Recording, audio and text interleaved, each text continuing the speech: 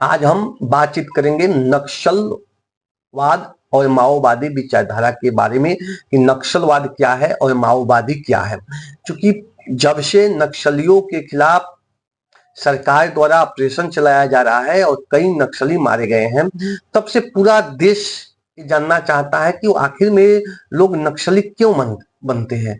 तो आप एक शब्द में जानेंगे कि नक्सली भूखमरी के निजात के लिए, गरीबी के निजात के लिए, भूमि सुधार के लिए और बेरोजगारी से आजादी पाने के लिए लोग नक्सली रास्ते पर चल पड़ते हैं। और नक्सलवाद का उत्पत्ति पश्चिमी बंगाल के दार्जिलिंग के नक्सलबाड़ी गांव से हुआ।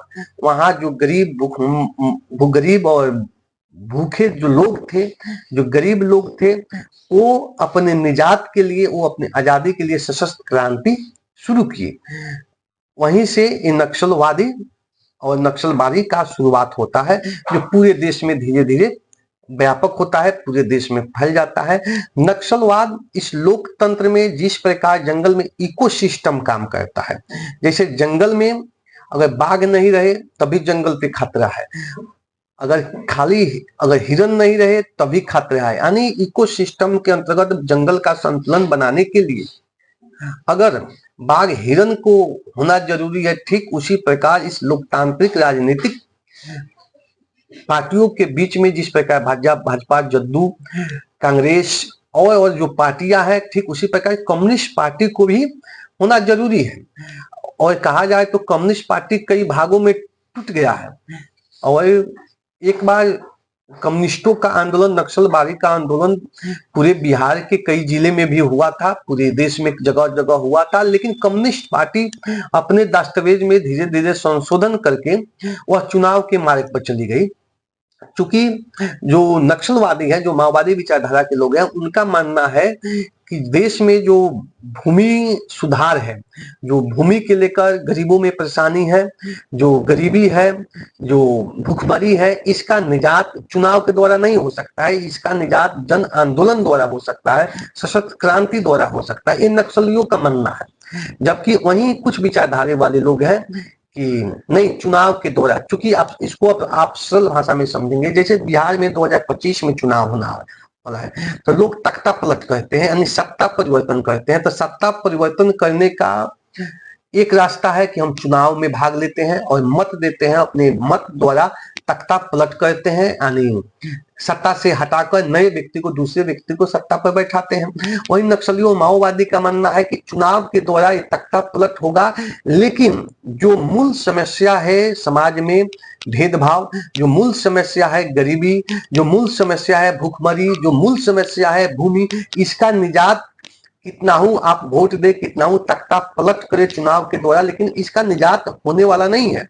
अगर इसका निजात होने वाला होता तो 1947 में जब देश आजाद हुआ और आज तक इसका निजात नहीं हुआ। इसलिए नक्सलियों का मानना है कि सशस्त्र क्रांति जरूरी है, जन आंदोलन द्वारा जरूरी है।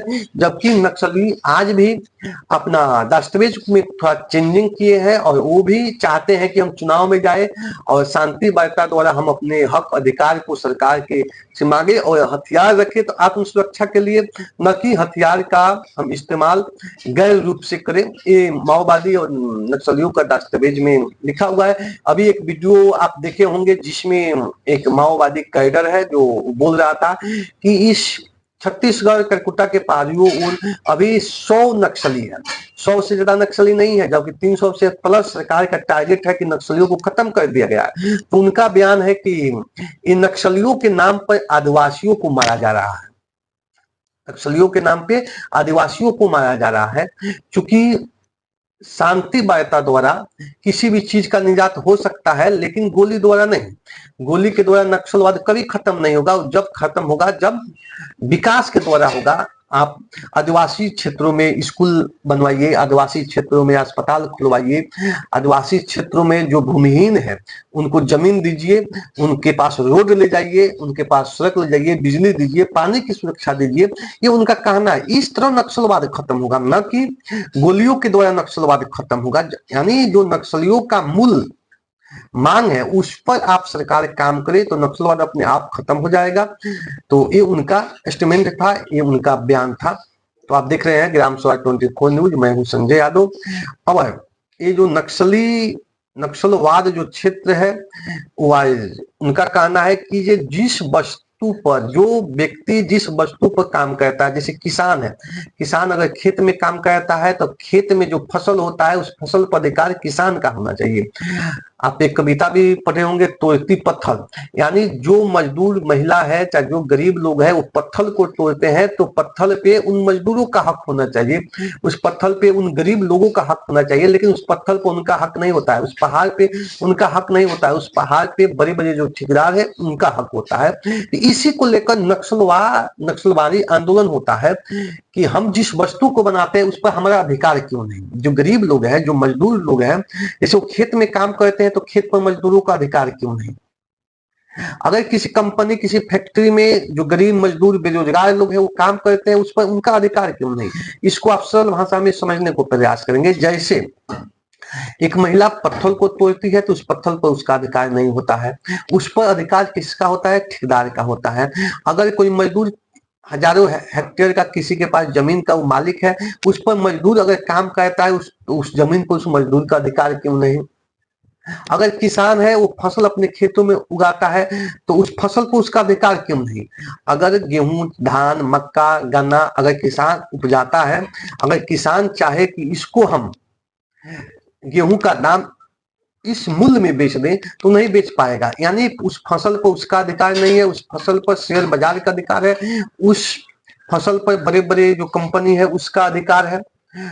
तो वो अपने फसल को, वो अपने वस्तु को, जो गरीब लोग हैं, जो किसान लोग हैं, जो पैदावार करते हैं उस पर उनका अधिकार नहीं है। तो अगर वहीं देखिए किसी कपड़ा का कंपनी हो या चप्पल का कंपनी हो या लोहा का कंपनी हो तो उस पर उस का अधिकार है, लेकिन जो गरीब किसान मजदूर है वो जो काम को करते हैं, जिस पर वर्क करते हैं उस पर उनका अधिकार नहीं है। तो ये जो इकोसिस्टम को बैलेंस बनाने के लिए जिस प्रकार पूंजीपति वर्ग के लोगों को अपने पूंजी पर अधिकार है, अपने कंपनी पर अधिकार है, ठीक उसी प्रकार मजदूरों को जिस चीज पर मजदूर काम करता है उस पर मजदूर का अधिकार होना चाहिए। जिस खेत में किसान फसल उगाता है उस फसल के मूल्य पर किसानों का अधिकार होना चाहिए। तो नहीं है, ये सारे इकोसिस्टम बनाने के लिए जिस प्रकार जंगल में इकोसिस्टम जरूरी है, बाघ जरूरी है, हिरन जरूरी है, ठीक उसी प्रकार लोकतांत्रिक व्यवस्था में ये सारे चीज की जरूरत है, क्योंकि एक दूसरे को बैलेंस बनाए रखता है। तो आप देख रहे हैं ग्राम सभा 24 न्यूज, मैं हूं संजय।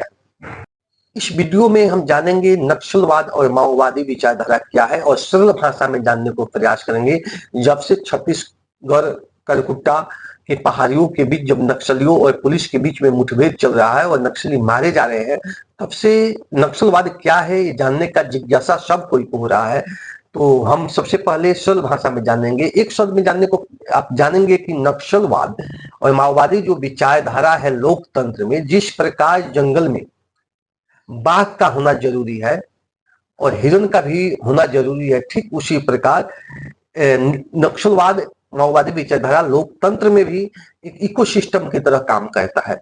अगर जंगल में हिरन नहीं रहे तभी दिक्कत है, अगर बाघ नहीं रहे तभी दिक्कत है।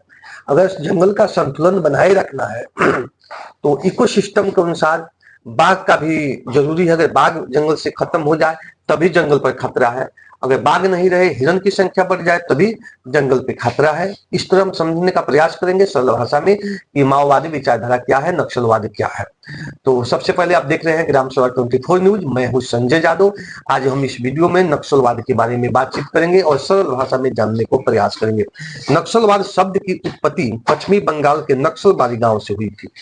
जो नक्सलवाद शब्द की उत्पत्ति है वो पश्चिमी बंगाल के नक्सलबारी गांव से उत्पत्ति होता है यह शब्द का। और भारतीय कम्युनिस्ट पार्टी के नेता चारू मजूमदार, जो भारतीय कम्युनिस्ट पार्टी के जो नेता चारू मजूमदार थे और कानू सन्याल, ये दो, कानू सन्याल और चारू मजूमदार जो है वो 1967 में सत्ता के खिलाफ एक सशस्त्र आंदोलन शुरू किया। सत्ता के खिलाफ दो तरह से आंदोलन होता है, एक होता है सशस्त्र आंदोलन और एक होता है चुनाव के द्वारा, यानी लोकतंत्र में चुनाव के द्वारा हम अपना मत को देते हैं और सत्ता परिवर्तन कर देते हैं। तो ये दो विचारधारा आता है, एक तरफ से लोकतंत्र में एक सत्ता परिवर्तन करना है, जैसे अभी बिहार में सरल भाषा में जानने का प्रयास करेंगे। बिहार में 2025 में जो बिहार में चुनाव होने वाला है वो मत के आधार पर सत्ता परिवर्तन होगा। और वहीं दूसरी तरफ ये कानू सन्याल और चारू मजूमदार जो थे भारतीय कम्युनिस्ट पार्टी के, इनका मानना था कि सशस्त्र क्रांति द्वारा ही ये सत्ता परिवर्तन हो सकता है और बेहतर होगा। उसके बाद चीन के कम्युनिस्ट पार्टी के नेता, चीन के जो कम्युनिस्ट पार्टी के नेता माओ तुसुंग थे, माओ तुसुंग तुंग के बड़े प्रशंसक थे, दोनों माओ तसु के प्रशंसक थे। यानी जो चीन के नेता, जो चीन में कम्युनिस्ट क्रांति हुई उसके नेता माओ तसु था, और उसके विचारधाराओं से ये दोनों चारू मजूमदार और कानू सन्याल प्रभावित थे। और पश्चिमी बंगाल में नक्सलवादी गांव से ये नक्सलवाद शुरू होता है, वहां पर सशस्त्र क्रांति होता है। इसी कारण नक्सलवाद को भी माओवाद भी कहा जाता है, इसी को नक्सलवाद को माओवाद भी कहा जाता है। अब जानेंगे कि नक्सलवाद क्या चाहता है, नक्सलवादी क्या चाहते हैं और नक्सलवादी क्या है।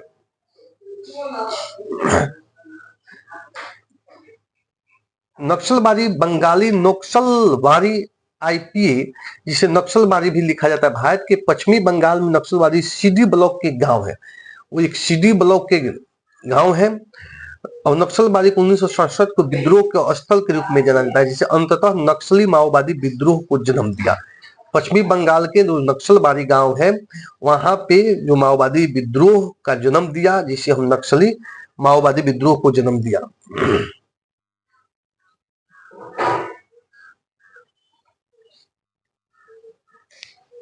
तो अब हम बातचीत करेंगे कि नक्सली चाहते क्या है, सरकार से क्या चाहते हैं, और नक्सली का मांग क्या है जो सरकार पूरा नहीं कर पाती है, जिसके कारण नक्सली सशस्त्र क्रांति। अभी आपको मैं बता दूं कि जो नक्सलियों का दस्तावेज है, जिस प्रकार भाजपा की दस्तावेज है, आरजेडी का दस्तावेज है, कांग्रेस के दस्तावेज है, कम्युनिस्ट पार्टी कई भागों में है, उनका भी दस्तावेज है।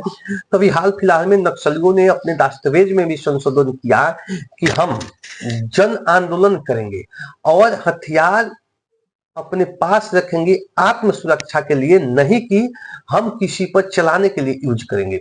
और नक्सली जो है वो कभी भी अपराधियों को हाथ में हथियार नहीं देते हैं, जब तक कोई कमरेड, कोई वास्तव में विचारधारा से प्रभावित नहीं होता उसको हथियार में नहीं दिया जा सकता है, क्योंकि हथियार से आत्मरक्षा भी किया जा सकता है और हथियार से गलत काम भी किया जाता है।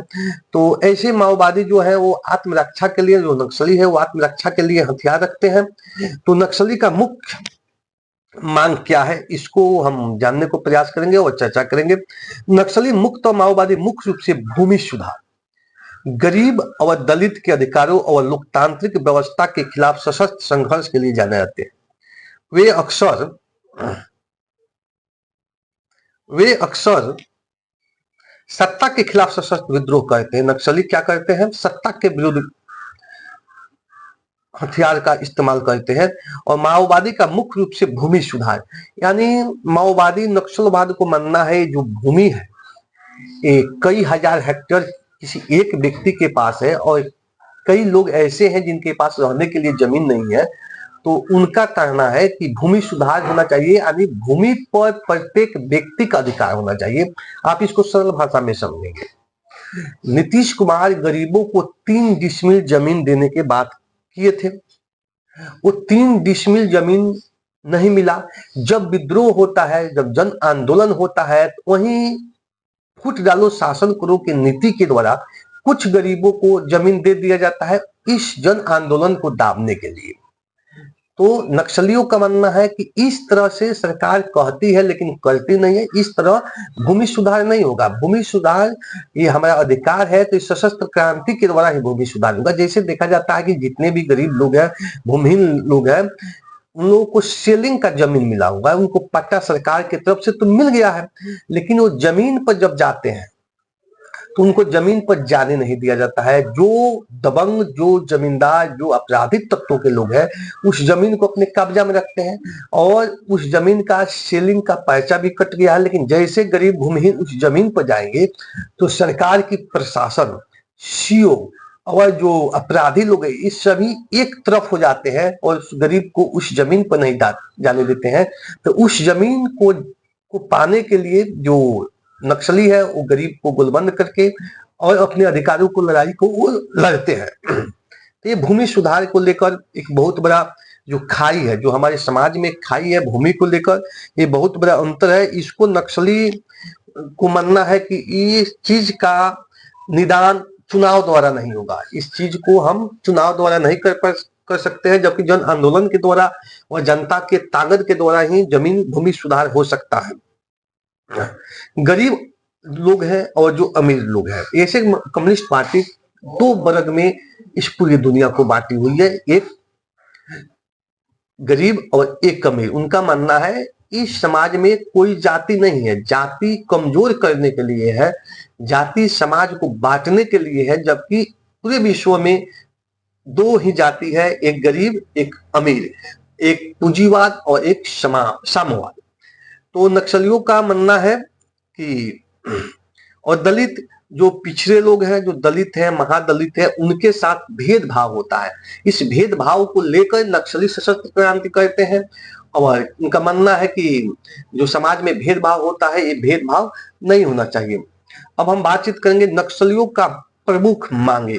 नक्सली का मानना है कि भूमि के वितरण में असमानता है और वो चाहते हैं कि भूमि जोतने वाले को दी जाए। जैसे किसी के पास हजारों हेक्टेयर जमीन है और उस जमीन पर जो लोग काम करते हैं वो मालिक नहीं है। मालिक कौन है?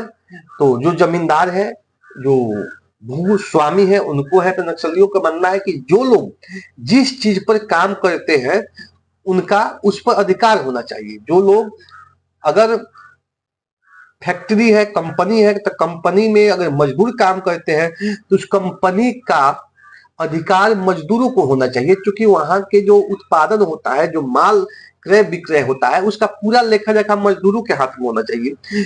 अगर किसी जमीन पे अगर मजदूर काम करते हैं, फसल उगाते हैं, मेहनत करते हैं, तो उस जमीन पे मालिक का ही कुछ तो अधिकार नहीं होना चाहिए। उस जमीन पर गरीब भूमिहीन लोगों को भी अधिकार होना चाहिए, मजदूरों को भी अधिकार होना चाहिए।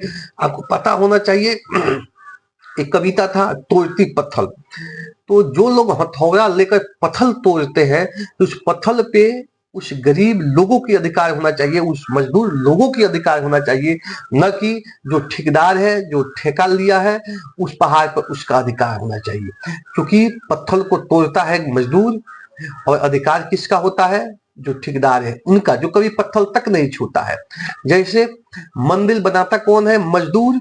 और मंदिर पर अधिकार किसका होता है? तो जो सबर लोग हैं, जो पुजारी है, उनका अधिकार होना चाहिए। उस पर अंदर जाने का भी, यहाँ तक जो मंदिर बनाते हैं उनका अधिकार नहीं। ये जो भेदभाव है समाज में, इसको मिटाने के लिए नक्सलियों का मानना है कि ये मत द्वारा नहीं हटेगा, ये सशस्त्र क्रांति के द्वारा हटेगा, ये जनता की ताकत के द्वारा हटेगा। ये इस तरह से नक्सली अपना काम करते हैं। लोकतंत्र व्यवस्था के खिलाफ विद्रोह। नक्सली लोकतांत्रिक व्यवस्था को पूंजीवादी और शोषणकारी मानते हैं वे, और इसलिए वो इसके खिलाफ सशक्त विद्रोह करते हैं। लोकतांत्रिक व्यवस्था के खिलाफ विद्रोह। नक्सली लोकतांत्रिक व्यवस्था को पूंजीवादी और शोषणकारी मानते हैं। ये जो लोकतंत्र की जो व्यवस्था है, इसको नक्सली शोषणकारी व्यवस्था मानते हैं और पूंजीवादी व्यवस्था मानते हैं। उनका मानना है कि जो लोकतंत्र की जो प्रणाली है और लोकतंत्र जिस तरह से चल रहा है, इस लोकतंत्र में गरीबों का अधिकार नहीं है, भूमिहीनों का अधिकार नहीं है, किसानों का अधिकार नहीं है। यह एक शोषणकारी लोकतांत्रिक व्यवस्था है जिसमें पूंजीपति लोग, बड़े बड़े लोग गरीब लोगों को, भूमिहीन लोगों को, किसान लोगों को शोषण करते हैं। इस चीज को थोड़ा हम समझेंगे विस्तार से और सरल भाषा में।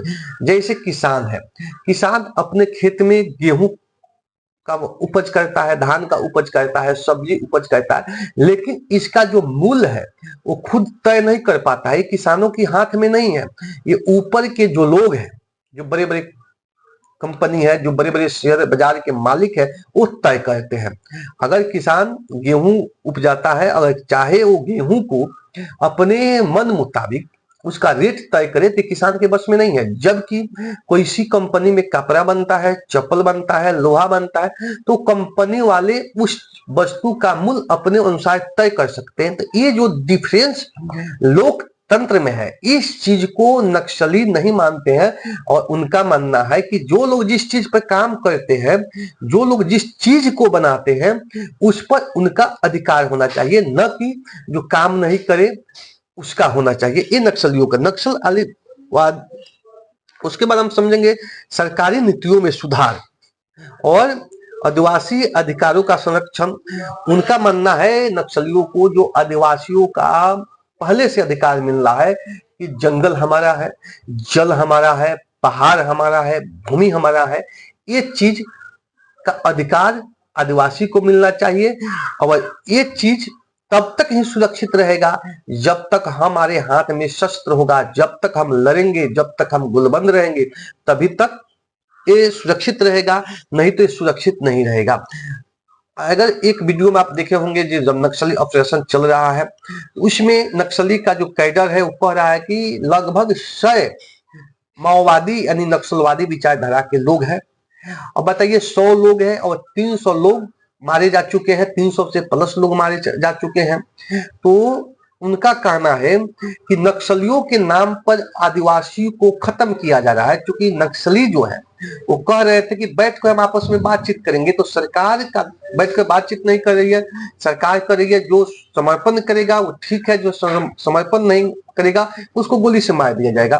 तो उनका मानना है कि गोली से मार देने पर कहीं इस समस्या के समाधान है, कहीं नक्सलवाद खत्म नहीं होगा। इसका एक ही रास्ता है जो नक्सलियों की मांग है, जो विकास है, जो नक्सली आदिवासी जाति का जो मूलतः विकास है, उसको नक्सली मांग करते हैं और उसको सरकार को दे देना चाहिए, तब जाकर नक्सलवाद खत्म होगा। तो इसको और हम जानने को प्रयास करेंगे।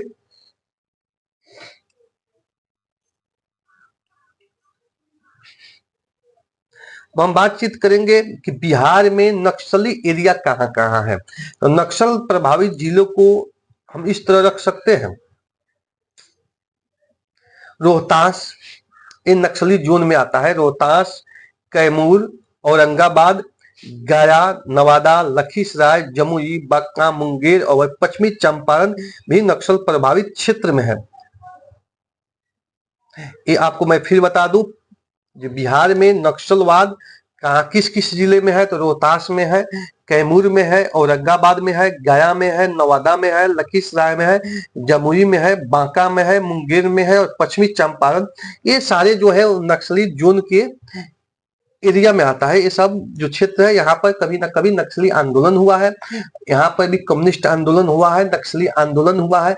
आज ये जो कम्युनिस्ट पार्टी है ये चुनावी मार्ग अपना ली है और सशस्त्र क्रांति को त्याग दी है, बहुत अच्छा काम किया, लोकतंत्र में हिस्सा बन रही है। तो मैं अपने ग्राम सभा 24 न्यूज के माध्यम से पूरे देश के जो नक्सली संगठन है, जो नक्सल विचारधारा से प्रभावित है, वो शांतिपूर्वक आज का जो परिवेश है इसके अनुसार शांतिपूर्वक अपने हक अधिकार को मांगे और सरकार के समक्ष प्रदर्शन करे और अपने मांगों को रखे।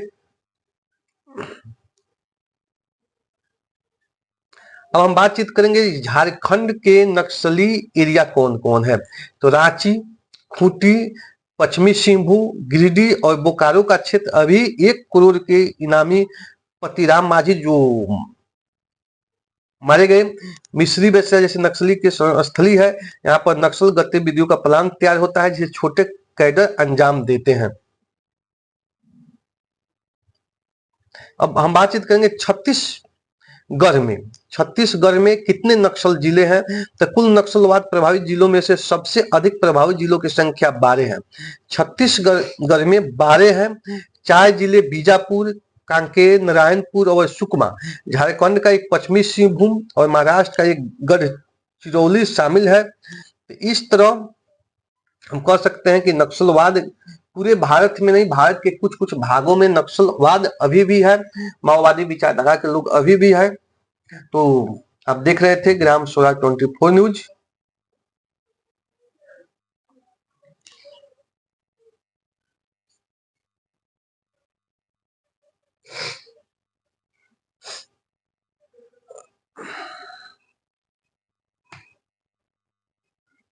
तो अब हम बातचीत करेंगे नक्सलवाद और माओवाद में क्या अंतर है, क्या डिफरेंस है, इसको हम सरल भाषा में जानने को प्रयास करेंगे। आमतौर पर लोग के अंदर भ्रम रहता है कि माओवादी और नक्सलियों को लेकर भ्रमित रहते हैं। ये दोनों शब्दावली के बीच के अंतर को ठीक से नहीं समझ पाते। नक्सली हमलों को लेकर आए दिन खबरें आती रहती है। नक्सलियों को पिछले कुछ सालों में नक्सली हमले में हजारों लोगों की मौत हुई है। वहीं अगर सरकार की माने तो नक्सली हमले में धीरे धीरे कमी आ रही है और नक्सल प्रभावित इलाके लगातार सिमटते जा रहे हैं। 1967 में शुरू हुई इस समस्या को सरकारें जड़ से मिटाने में अब तक पूरी तरह सफल नहीं हुई है। नक्सलवाद की पृष्ठभूमि की बात करें तो नक्सलवादी विचारधारा एक आंदोलन से जुड़ी हुई है। नक्सलवादी विचारधारा है वह एक आंदोलन से जुड़ी हुई है। 1960 के दशक में कम्युनिस्ट यानी साम्यवादी विचारों के समर्थकों ने इस आंदोलन को शुरू किया था। इस आंदोलन की शुरुआत पश्चिमी बंगाल के दार्जिलिंग जिले के गांव नक्सलबाड़ी से हुई थी, इसलिए नक्सलवादी आंदोलन के रूप में चर्चित हो गया। इसमें शामिल लोगों को नक्सली कहा जाता है। वहीं इस आंदोलन में शामिल लोग कभी कभी माओवादी भी कहते हैं। नक्सलवादी और माओवादी दोनों ही आंदोलन हिंसा पर आधारित है, लेकिन दोनों में फर्क यह है कि नक्सलवाद बंगाल के नक्सलबाड़ी में विकास के अभाव और गरीबों को नतीजा, जबकि चीनी नेता माओ त्सो तुंग की राजनीतिक विचारधारा से प्रभावित हुए को माओवाद का नाम दिया गया। दोनों ही आंदोलन के समर्थक भूखमरी, गरीबी और बेरोजगारी से आजादी की मांग है। अब आपको हम सरल भाषा में समझाने को प्रयास करेंगे कि नक्सली आंदोलन जो है ये पश्चिमी बंगाल के दार्जिलिंग के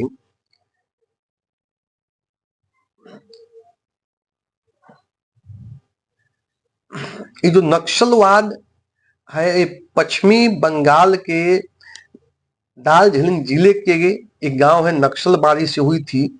इसमें यह नक्सलवाद आंदोलन के रूप में चर्चित हुआ। इसमें शामिल लोग नक्सली कहा जाता है। वहीं इस आंदोलन में शामिल लोगों को कभी कभी माओवादी भी कहा जाता है। यानी नक्सलवादी का शुरुआत पश्चिमी बंगाल के दार्जिलिंग जिले के नक्सलबाड़ी गांव से होता है। नक्सलवाद का आंदोलन का शुरुआत पश्चिमी बंगाल के दार्जिलिंग जिले के नक्सलबाड़ी गांव से होता है। और वह आंदोलन क्यों होता है, आप इसी आंदोलन के आधार पे आज भी जो नक्सली आंदोलन होता है उसको समझ सकते हैं।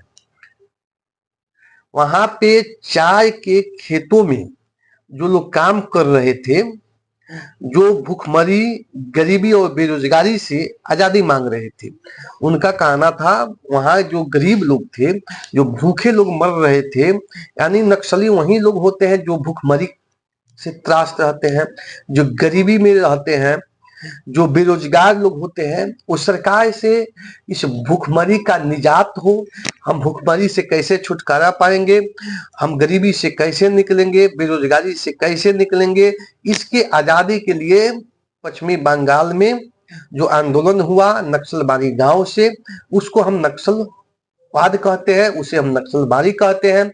वहीं चीन के नेता माओ त्सो जो चीनी नेता थे, वहां पे राजनीतिक विचारधारा से माओवाद का जन्म होता है, वहां पे क्रांति होती है जिसे हम माओवादी कहते हैं। आजादी के बाद भूमि सुधार के पहले जरूरी थी लेकिन पूरी तरह से कामयाब नहीं। नक्सलबाड़ी किसानों पर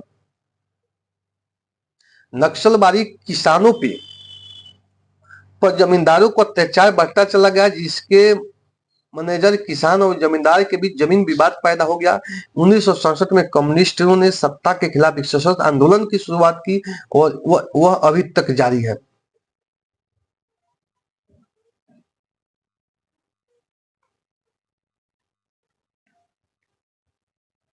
तो आप देख रहे हैं ग्राम सभा 24 न्यूज, मैं हूं संजय।